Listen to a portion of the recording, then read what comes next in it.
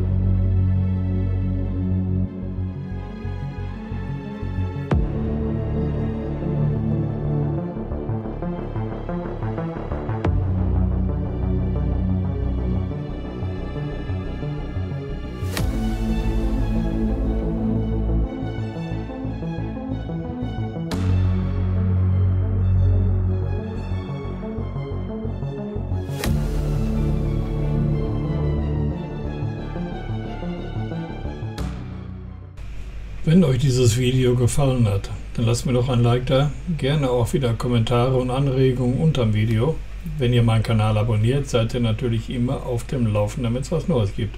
Und ich freue mich natürlich, wenn ihr beim nächsten Video wieder dabei seid. In diesem Sinne, bis später. Ciao.